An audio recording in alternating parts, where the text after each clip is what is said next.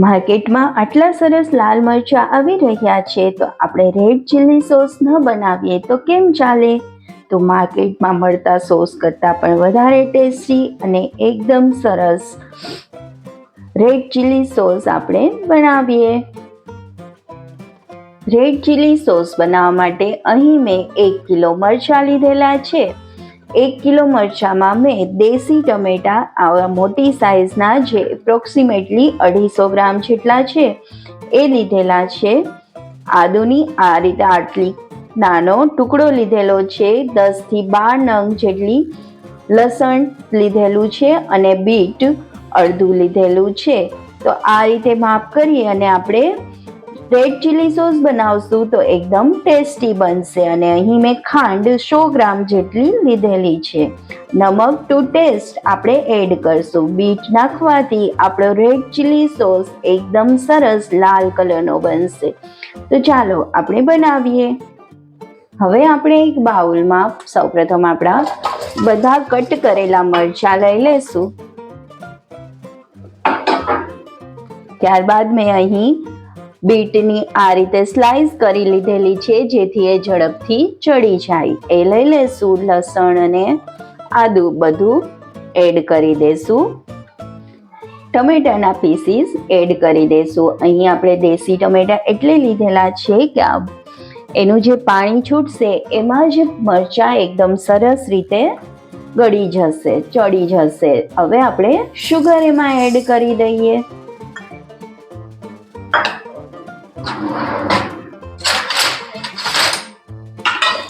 આ બધું સરસ રીતે મિક્સ કરી લઈએ.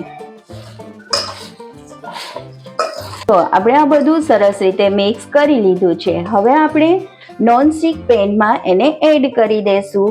જો મોટું નોનસ્ટિક પેન હોય તો એકમાં આવી જશે, પણ જો નાના હોય તો તમે બેમાં પણ લઈ શકો છો.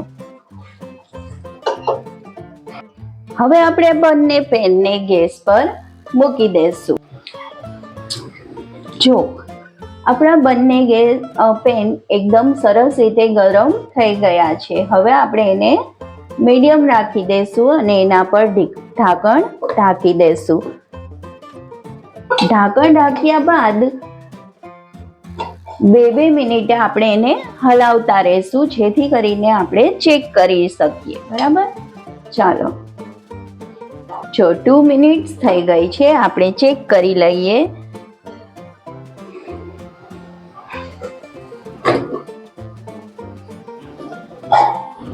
તમે જોઈ શકો છો ટમેટાનું એકદમ પાણી છૂટી ગયું છે. આ ટમેટાના પાણીમાં જ આપણા મરચાં એકદમ સરસ ચડી જશે. આપણે એમાં કંઈ પણ પાણી એડ કરવું નહીં પડે. ટમેટા અને ખાંડના પાણીમાં જ મરચાં, બીટ, આદુ, લસણ બધું સરસ રીતે ચડી જશે. આ રીતે એવરી 2 મિનિટ્સે હલાવતા જવું અને ચેક કરતા જવું.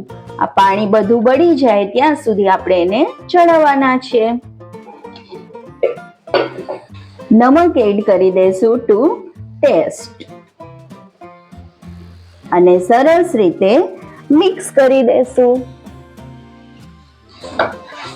જો આપણા મરચાં ચડી ગયા છે અને એની સાથે બધું જ સરસ રીતે ચડી ગયું છે. હવે આપણો રેડ ચીલી સોસ બનાવવાનો જે બેઝ છે એ આપણે પ્રોપર વેથી બનાવી લીધેલું છે. તમે જોઈ શકો છો પાણી બિલકુલ છે નહીં અને મરચાં ને બધું સરસ રીતે સોફ્ટ થઈ ગયું છે.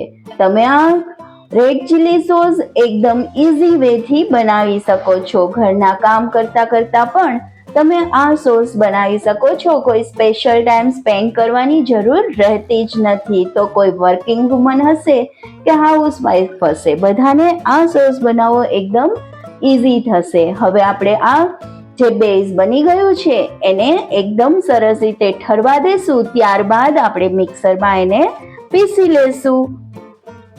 જો હવે આપણું આ બેઝ એકદમ ઠંડુ થઈ ગયું છે તો આપણે એને મિક્સરમાં ક્રશ કરી લેશું અને ગાળી લેશું. તો ચાલો આપણે કરીએ. જો આપણે મિક્સરમાં ક્રશ કરી લીધેલું છે. હવે આપણે એને ગળણીમાં ગાળી લેશું. આ રીતે ગળણીમાં આપણે ગાળતા જવાનું છે.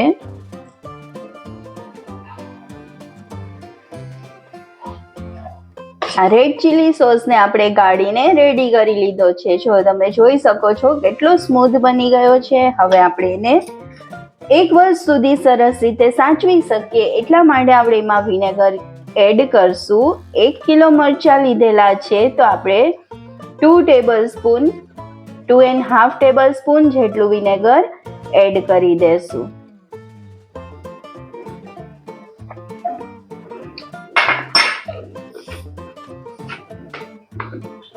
હવે આ વિનેગરને સરસ રીતે મિક્સ કરી લેશું. આ રીતે હલાવતા જશું અને એકદમ સરસ મિક્સ થઈ જાય ત્યાં સુધી એને હલાવશું.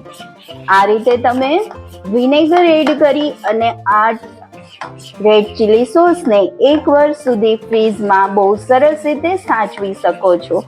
એરટાઇટ બોટલમાં ભરી અને ફ્રીઝમાં મૂકી દેશું તો એને 1 વર્ષ સુધી કંઈ પણ થશે નહીં. અને તમે કોઈ પણ ચાઇનીઝ આઈટમ બનાવતા હોય કે પિઝા બનાવતા હોય કે પાસ્તા બનાવતા હોય એમાં તમે એનો યુઝ કરી શકશો. જો આપણું વિનેગર એકદમ સરસ રીતે મિક્સ થઈ ગયું છે. હવે આપણે એને એક એરટાઇટ કન્ટેનરમાં ભરી લેશું. આપણા 1 કિલો મરચાંમાંથી કેટલો લાલ સરસ મજાનો રેડ ચીલી સોસ આટલો રેડી થઈ ગયો છે. આપણે હવે એને બોટલમાં ભરી લેશું.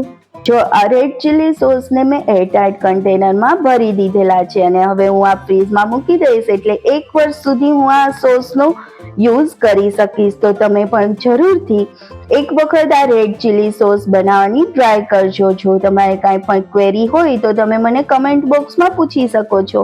હું એનો આન્સર દેવાનો જરૂરથી ટ્રાય કરીશ. અને મારી જો રેસીપી ગમી હોય તો લાઈક કરજો, શેર કરજો અને ચેનલને સબસ્ક્રાઇબ કરવાનું ભૂલતા નહીં. Okay, bye bye.